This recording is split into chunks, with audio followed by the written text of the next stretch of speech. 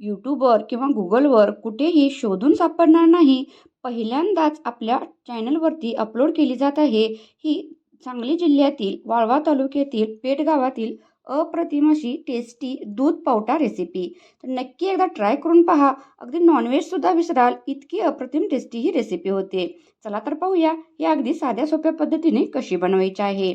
आपण या दुधामध्ये बनवणार आहोत, परंतु दूध हे फाटत नाही किंवा नासत नाही. तर यासाठी या ठिकाणी आता जास्त पावटा आहे म्हणून मी मोठं भांडं घेतलेलं आहे. तुम्ही जेवढी बनवणार आहात त्या प्रमाणात भांडं घ्यायचं आहे. प्रमाण मी पुढं सांगणारच आहे. तर या ठिकाणी मी 2 किलो हा पावटा, देशी पावटा छान असा शिजवून घेतलेला आहे. कुकरला एक 2 ते 3 शिट्ट्या करून घ्यायच्या आहेत. टोमॅटो बारीक चिरून घेतलेला आहे आणि या ठिकाणी पातेल्यामध्ये सुरुवातीला तेल टाकून काही खडे मसाले टाकून जेवढा पावटा आहे तेवढा कांदा बारीक चिरून घेतलेला आहे. म्हणजे पावटा 2 किलो होता, त्यामुळं कांदासुद्धा 2 किलो चिरून घेतलेला आहे.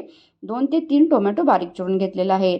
कांदा अगदी गुलाबी रंगावर भाजला गेला की नंतर आपण यामध्ये टोमॅटो ॲड करायचे आहे आणि कांदा आणि टोमॅटोला पाणी पूर्ण आटेपर्यंत छान असं भाजून घ्यायचं आहे.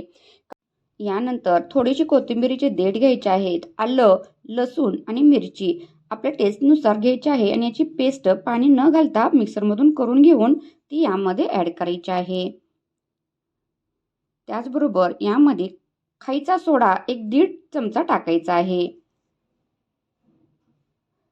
2 किलो पावट्यासाठी आपण 1.5 चमचा खायचा सोडा घेतलेला आहे. हे प्रमाण लक्षात घ्या. पावटा जेवढा असेल तेवढाच कांदा चिरून घ्यायचा आहे आणि 1 लिटर दूध घ्यायचं. म्हणजे 1 किलो पावट्यासाठी 1 किलो कांदा आणि 1 लिटर दूध हे प्रमाण लक्षात ठेवायचं. या ठिकाणी आता आपण काही मसाले ॲड करणार आहोत.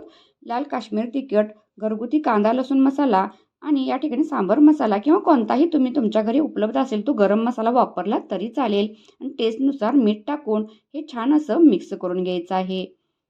खायचा सोडा टाकल्यामुळे याची छान अशी पेस्ट बनलेली आहे. आता यामध्ये आपण जो शिजवून घेतलेला पावटा आहे तो पाण्यासहित टाकायचा आहे. आपण शिजत घालतानाच अगदी पावटा शिजेल इतपतच पाणी घालायचं आहे. एका साईडला आपलं दूध गरम झालेलं आहे. फक्त एक महत्त्वाची गोष्ट या ठिकाणी लक्षात ठेवायची आहे. यामध्ये आपण गरम गरम दूधच घालायचं आहे. म्हणजे एका साईडला दूध उकळत ठेवायचं आहे आणि ते गरम दूधच यामध्ये ॲड करायचं आहे. यामुळं आपली आमटी अजिबात फाटत नाही, दूध नासत नाही आणि अगदी आपण नंतर कितीही वेळा उकळली तरीसुद्धा हे दूध आपलं फाटत नाही.